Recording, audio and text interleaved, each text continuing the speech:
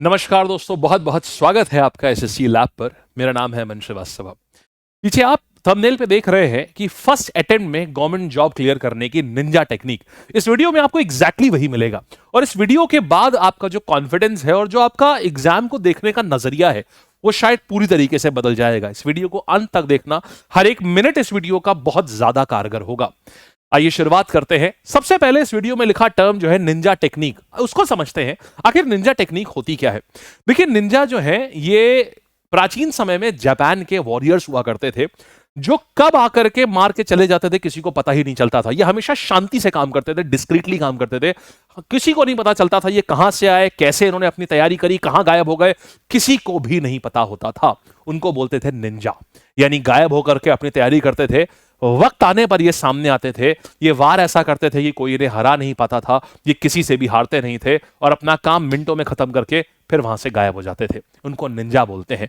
तो आज आप भी निंजा टेक्निक ही देखने जा रहे हैं। दुनिया को लगता था ये बिना लड़े ही जीत गए, लेकिन असल में वो इंटेंस मेहनत करते थे। उनसे ज्यादा मेहनत किसी ने नहीं करी पूरे इतिहास में, ऐसा जापानी मान्यताओं में माना जाता है। आइए तो शुरू करते हैं। सबसे पहली चीज है, आप जब गवर्नमेंट एग्जाम की तैयारी करने जा रहे हैं तो सबसे पहली चीज तो आपको अपना पर्पस क्लियर होना चाहिए। एकदम दिमाग में, आप किसी भी एग्जाम की तैयारी करने जा रहे हैं, आपका माइंडसेट जो है, माइंडसेट एकदम क्लियर होना चाहिए। आपको एक नहीं, अपने मन में 10 बार सोचिए कि आप कोई एग्जाम क्यों करने जा रहे हैं। आप एक दिन में नहीं समझ पा रहे हैं, कोई बात नहीं, आप 10 दिन लीजिए कि आप कोई भी काम करने क्यों जा रहे हैं, आखिरकार पर्पस क्या है। एक बार जब तक आपको सॉलिड पर्पस ना मिल जाए कि मैं इसलिए ये काम करने जा रहा हूं, मुझे इसका पर्पस ये है, तब तक आप उस काम को शुरू ही मत करिए, क्योंकि आप बीच में छोड़ देंगे। आपके मन हमेशा ये प्रॉब्लम आती है ना, शुरू तो बहुत बढ़िया से करते हैं, बीच में साहब चीजें छूट जाती हैं। वो इसीलिए क्योंकि साहब आप बस शुरू कर देते हैं, आपके पास उस काम को शुरू करने का क्या पर्पस है ये पता ही नहीं है आपको। ये पर्पस कुछ भी हो सकता है। ये हो सकता है आपको पैसा कमाना हो, बिल्कुल जायज है। ये हो सकता है आपको रुतबा चाहिए हो सकता है आपको एक इच्छा हो कि मैं अपने पैसों से अपना घर बनाऊंगा, अपने माँ बाप को एक आशियाना दूंगा, एक घर दूंगा। हो सकता है ये हो कि आपने हमेशा से सोचा हो यार मेरे पास एक गाड़ी होनी चाहिए, कभी नहीं थी आपके पास गाड़ी। हो सकता है आप हमेशा से साइकिल से चले हो सकता है आपने दूसरों को देखते हो, अरे यार ये बहुत अच्छी बाइक से चलता है, बहुत अच्छी गाड़ी से चलता है। शायद मैं इस काबिल नहीं था कभी, या मेरे घर में फाइनेंशियल कंडीशन मेरी ऐसी नहीं थी कि मेरे पास ये सब होता। मुझे अपनी वो सारी सपनों की चीजें चाहिए। हो सकता है वो गाड़ी हो सकता है वो घर वालों का मान सम्मान हो। आपको लगता हो कि आपके माता पिता को वो सम्मान कभी समाज में मिला ही नहीं या रिश्तेदारी में मिला ही नहीं, और आपका वो सपना है कि आप वो दिलाएंगे। और हो सकता है कि आपका ये सब आपका पर्पस हो। तो पहली चीज तो आपको पता होना चाहिए कि आपका पर्पस क्या है। एक बार नहीं समझ में आ रहा है, 10 बार सोचिए। एक दिन में नहीं समझ में आ रहा है, 10 दिन का समय लीजिए, लेकिन बिना सॉलिड पर्पस के चीजों की शुरुआत करिए ही नहीं। इसके बाद बात आती है आपका गोल। आपका गोल बहुत सोच समझ के होना चाहिए।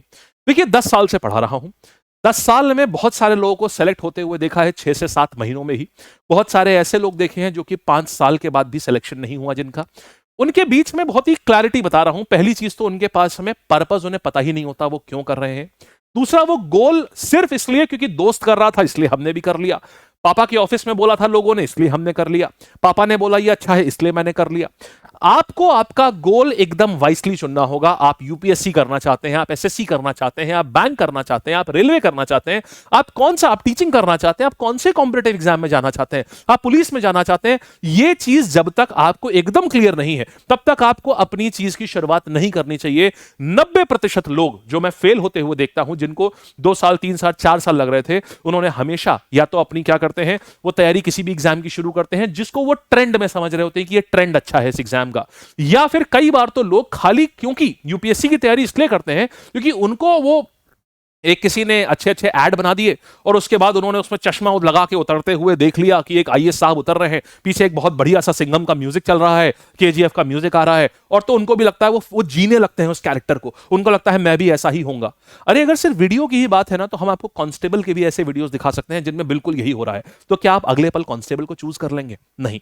आपका गोल सिर्फ रील को देख करके नहीं, आपको रियल पता होना चाहिए। रील नहीं, रियल लाइफ की एग्जाम्पल समझिए। आप देखिए कि क्या वो कार्य आपको अच्छा लगता लगता है, क्या वो कार्य आपके लिए है, या वो तैयारी आपको पसंद आ रही है कि नहीं आ रही है।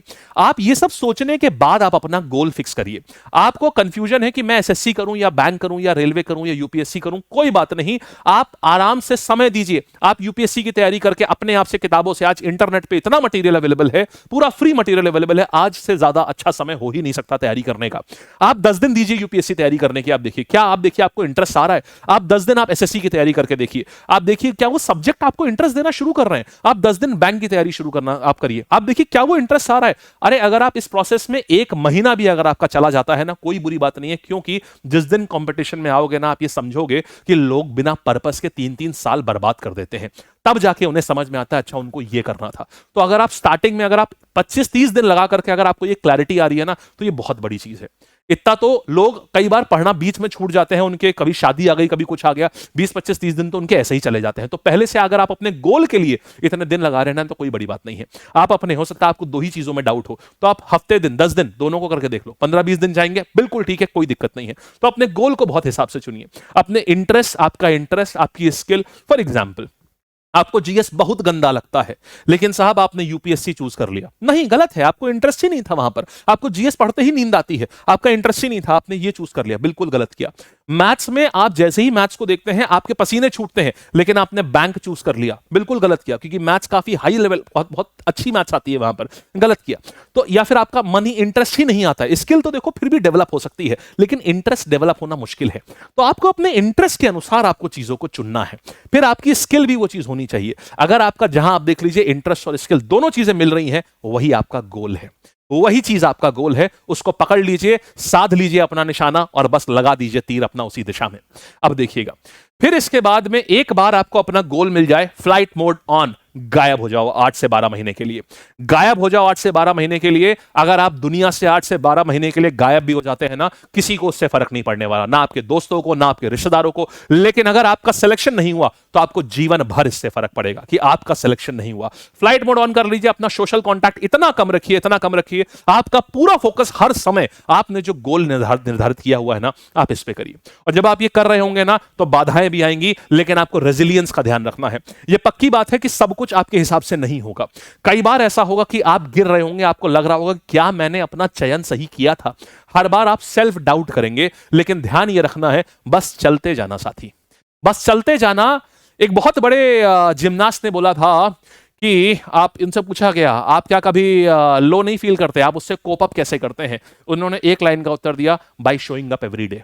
मतलब जब उनसे पूछा गया कि आपको मन नहीं करता कि आपका कभी लो फील नहीं आता, आपको मन नहीं करता कि कुछ और करें, या आप अपने, जब आपको डिप्रेशन होता है, एंजाइटी होती है कि आप ये कंपटीशन जीत पाएंगे नहीं जीत पाएंगे, तो आप क्या करते हैं? एक लाइन का आंसर था, by showing up every day. मतलब हर दिन फील्ड पे खड़ा हो जाता हूं आकर के, बस यही करता रहा हूं इतने सालों से, हर दिन फील्ड पे खड़ा हो जाता हूं आकर के, और वहीं से आज मैं यहां पहुंच गया हूं। मतलब करते रहना है हर दिन, आप निश्चिंत रहिए, आप करते रहेंगे, आपको सफलता मिलेगी मिलेगी। आपको हर हाल में यह ध्यान रखना है, मकसद नहीं भूलना है, आपका मकसद लेके एक चले थे।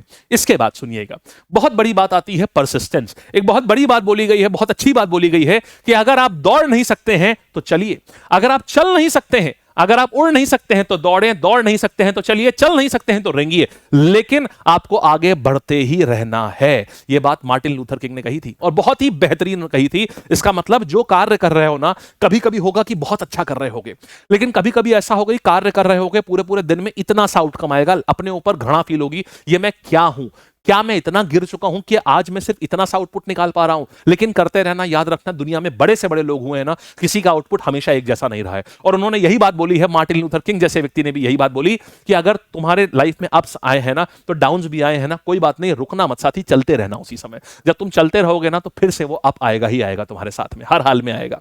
तो आप देखिए, होता भी है, हम काम को शुरू तो बड़े धूमधाम से करते हैं, लेकिन धीमे धीमे हम शिथिल पड़ जाते हैं, हम स्लो पड़ जाते हैं, हम ध्यान नहीं दे पाते, उस एनर्जी से नहीं कर पाते। लेकिन ध्यान ये रखना है, कैसी भी स्थिति हो, बस चलते जाना है, पूरा नहीं तो थोड़ा ही सही, बट चलते जाना है, चलते जाना है, चलते जाना है, रुकना नहीं है। एक बड़ी प्यारी लाइन यहां पर कबीरदास जी ने बोली है, बहुत प्यारी लाइन बोली है, धीरे धीरे रे मना, धीरे धीरे रे मना, धीरे सब कुछ होए, धीरे धीरे रे मना, धीरे सब कुछ होए, धीरे धीरे रे मना, धीरे सब कुछ होए, माली सींचे 100 घड़ा, ऋतु आए फल होए, धीरे धीरे रे मना धीरे सब कुछ होए, माली सींचे 100 घड़ा ऋतु आए फल होए। माने कि माली जो है वो 100 घड़ों से ये पानी 100 घड़ों से पेड़ों को सींचता रहता है और एक भी फल नहीं निकलता, लेकिन जैसे ही ऋतु आती है, जैसे ही सावन का ऋतु आता है, फल खिलना शुरू हो जाते हैं। माने चीजें अपने समय पर होंगी, आप करते जाइए। आपको उस समय फल नहीं मिल रहा, इसका मतलब ये नहीं है कि आप सही कर नहीं रहे हैं, इसका मतलब वो चीजें बन रही हैं, समय आने पर वो रिजल्ट भी देंगी आपको। आप बस उस समय रिजल्ट का एक्सपेक्टेशन करके अपना आप मनोबल नीचे कर रहे हैं। सो धीरे धीरे रे मना धीरे सब कुछ होए, माली सींचे 100 घड़ा ऋतु आए फल होए। बात समझ गए आप? तो जब भी गिव अप करने का ख्याल आए ना, उस दिन ये पीस पढ़ लेना। जैसे ही गिव अप करने का ख्याल आए ना, ये पढ़ लेना जो ये बात बोली गई है कबीरदास जी ने। बड़ा प्यारी चीज बोली है। याद रखिएगा कि कितने अरमानों से आपने इस चीज को शुरू किया था, कितनी शिद्दत के साथ आपने अपने इस चीज को आपने शुरुआत करी थी। ये फ्लाइट मोड जो आपने लगाया ना, वो लगा रहना चाहिए आपका फ्लाइट मोड। जिस तरीके से आप एकाग्र होकर चले थे ना, वैसा ही चलना है आपको। इसके बाद देखिएगा, एक और चीज समझिएगा, बहुत प्यारी बात बताता हूं। कभी कभी रिजल्ट नहीं मिलता, दिल में बड़ा दर्द होता है कि यार क्या करूं, सिलेक्शन हो ही नहीं रहा, क्या करूं, मॉक में नंबर नहीं बढ़ रहे। ध्यान रखना, अब्राहम लिंकन की बात बताता हूं, बड़ी प्यारी बात है। अब्राहम लिंकन आप सब जानते हैं, अमेरिका के राष्ट्रपति बने हैं। लेकिन क्या आप जानते हैं कि अब्राहम लिंकन जो थे, ये हमेशा ही दास प्रथा के विरुद्ध ये लड़ते रहे।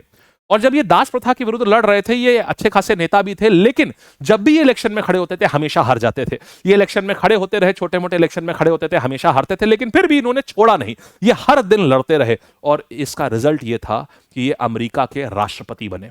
छोटे छोटे इलेक्शन हारे, लेकिन अपनी चीज में लगे रहे, और उसका रिजल्ट ये हुआ कि अमेरिका के राष्ट्रपति बने। माने दुनिया का सबसे पावरफुल आदमी बना वो आदमी जो कि छोटी छोटी चीजें हार रहा था, छोटी छोटी इलेक्शन हार रहे थे। अगर ये भी वही काम कर देते तो क्या होता, अगर ये भी गिव अप कर देते तो क्या होता। इसका मतलब लड़ाई जो है आप जारी रखिए, अपनी तरफ से मेहनत जारी रखिए, रिजल्ट आएगा जरूर। अगर मैं यही बात करूं नेल्सन मंडेला की, नेल्सन मंडेला 27 साल जेल में रहे। अगर दूसरा आदमी होता तो क्या सोचता, अरे यार अब तो जीवन खत्म हो चुका है, 27 साल जेल में बिताए और उसके बाद दक्षिण अफ्रीका के पहले अश्वेत राष्ट्रपति बने। सोचिए, माने जो कार्य उनको करना था वो उसमें अडिग रहे, वो करते ही रहे। तो पेशेंस की दो मूर्तियां हैं आपके सामने, दो मूर्तियां हैं आपके सामने, अब्राहम लिंकन, नेल्सन मंडेला। एक से एक दुनिया में जितने महान लोग हुए हैं, इन्होंने पेशेंस की कमी नहीं, कभी इन्होंने पेशेंस नहीं छोड़ा। इनको रास्ता पता था कि, और मन में विश्वास था जो रास्ता है वो सही है एकदम, यही आपको करना है। इसके बाद ध्यान रखिएगा, जीत हार से भी ज्यादा आप प्रोसेस में बात करिए, प्रेजेंट में जिए। बड़ा प्यारा एग्जाम्पल मुझे इस बात को करते समय याद आ रहा है। महेंद्र सिंह धोनी साहब से बोला कि आपको पता है महेंद्र सिंह धोनी को कैप्टन कूल कहा जाता है। महेंद्र सिंह धोनी साहब से एक बात बोली गई कि आप इतना काम कैसे रह लेते हैं और आप इतना शांति से, इतनी स्ट्रेस सिचुएशन में भी आप कैसे बिहेव करते हैं। महेंद्र सिंह धोनी ने बड़ा प्यारा जवाब दिया।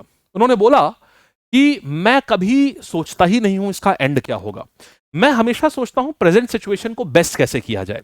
अगर मैंने प्रेजेंट सिचुएशन को बेस्ट कर लिया तो जीतने की प्रोबेबिलिटी तो अपने आप ही बढ़ जाएगी। तो मैं कभी आउटकम के बारे में सोचता ही नहीं हूं, बस मैं अपने प्रेजेंट सिचुएशन को बेस्ट करने के ऊपर फोकस करता हूं। यानी हमेशा प्रेजेंट पे फोकस करिए। आप कभी आगे की चीज अगर नहीं हुआ तो, अगर मैं हार गया तो, इसको सोच कर, अगर आपने इसको सोचा ना, तो वहीं से गाड़ी डगमगानी शुरू हो जाएगी। समझ गए आप ध्यान होगा आपको, जब आप बचपन में थे ना, जब आपने साइकिल चलाते समय सीखा था, आपको पहली सीख भी यही दी गई थी कि सामने देखो, हमेशा आगे देखो। जिस समय तुमने देखना, जिस समय तुम सोचने लगे अरे मैं सही कर रहा हूं ना, आपने साइकिल को देखा कि अरे मैं सही कर रहा हूं ना, उसी समय आपका टायर ऐसे डगमगाता था और आप नीचे गिर जाते थे। उस समय भी सिखाया गया था बस अपने गोल की तरफ देखो, सीधे देखो और चलते रहो। ये मत सोचो कि यार तुम्हारा रास्ता सही है, ये मत सोचो अरे तुम सही कर रहे हो कि नहीं कर रहे हो, उसी समय आप गिर जाते थे ना। तो बस यही चीज आपको याद रखनी है। आज भी जो बचपन की सीख थी ना, बड़े होते होते कहीं ना कहीं हम भूल गए यार उस चीज को। हमें उसी को याद रखना है कि हमें बचपन में ही वो सीख मिल गई थी, और जिस दिन हमने उसे मास्टर किया, हम उस दिन के बाद से साइकिल से कभी नहीं गिरे, है ना। हम उस दिन के बाद से साइकिल से नहीं गिरे क्योंकि हमने सीधे देखना हम समझ गए थे, हम अपनी गोल की तरफ हमेशा चलना सीख गए थे हम। बस यही काम आपको करना है, और एग्जाम को निकालना कोई बड़ी बात नहीं है। पहले अटेम्प्ट में एग्जाम क्रैक करने की यही निंजा टेक्निक है। तो दोस्तों, मुझे उम्मीद है आपको ये पूरी बात समझ आई होगी, और आप इसी तरीके की चीज जो है, आप इन चीजों को फॉलो करिए, और मैं आपसे वादा करता हूं आप पहली बार में आप सिलेक्शन लेंगे। ठीक है, ऑल द बेस्ट, खूब बढ़िया से करिएगा। और ये वीडियो पसंद आया हो तो नीचे कमेंट सेक्शन में हमको बताइएगा जरूर कि ये कैसा था, और चैनल को सब्सक्राइब भी जरूर करिएगा। इसके बाद बहुत अच्छे अच्छे जॉब्स अभी आ रहे हैं, और उन सब के बारे में हम डिटेल वीडियो बनाएंगे कि कैसे आप उन जॉब्स को आप ले सकते हैं। 1 लाख से ज्यादा वैकेंसी इस साल है, 1 लाख से ज्यादा। ये सारी चीजों के बारे में हम बताएंगे, इसीलिए चैनल को सब्सक्राइब जरूर कर लेना, ये सारी जानकारी यहां पर मिलेगी आपको। ठीक है जी, चलिए, thank you guys, all the best. मिलते हैं अपने अगले सेशंस में, और जरूर बताइएगा कि ये वीडियो आपको कैसा लगा, इसमें कही हुई बातें आपको कैसी लगी। ठीक है जी, धन्यवाद।